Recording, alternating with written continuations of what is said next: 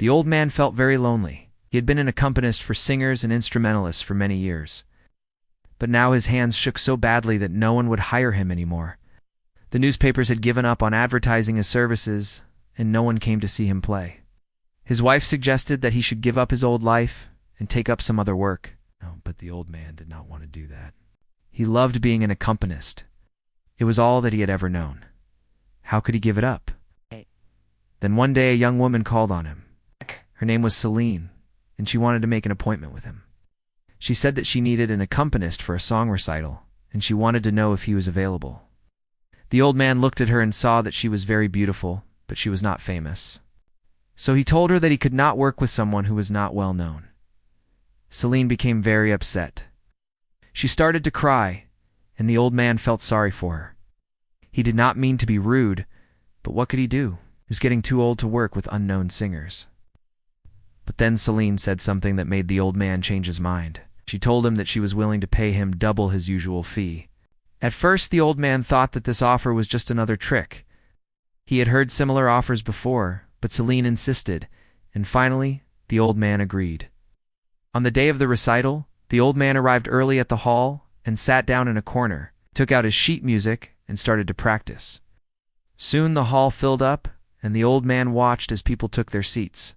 He saw Celine in the audience, and he saw that she was very nervous. The old man smiled. This, he thought, is what it must feel like to be young and full of hope. Then Celine appeared on stage. She was wearing a beautiful black dress, and the old man stood up and applauded. When she had finished the first song, the audience applauded politely, but the old man noticed that Celine was not pleased with their reaction. The second song was a sad one.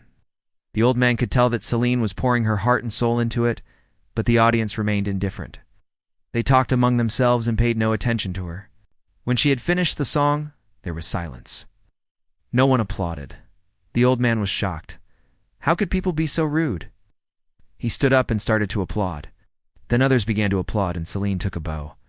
After the recital, the old man went backstage to speak to her. She was crying, but she quickly wiped away her tears when she saw that he was there. She thanked him for coming and told him that she had failed again.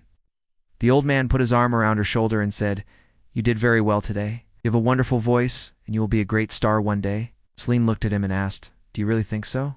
The old man nodded. "I know you will be a star one day," he said. "Just wait and see." Celine managed to become well known in time. She frequently gave concerts all over the world. Many years later, she was already a world-famous singer. Once again, she was giving a concert in that same hall where she had met the old man so many years ago. As she was singing, she saw a familiar face in the audience. It was the old man. He was sitting in a wheelchair and seemed very weak. Celine stopped singing and looked at him. She knew that he was the only person in the audience who really appreciated her singing. She finished the song and then came backstage to see him. "Thank you for coming," she said. "It meant a lot to me that you were in the audience tonight." The old man smiled. "You were wonderful," he said.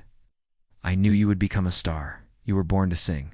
Then he added, "But don't forget me when you are famous."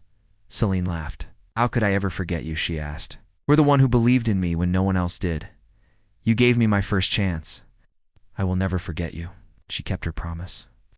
Every time she came to that city, she made sure to visit the old man.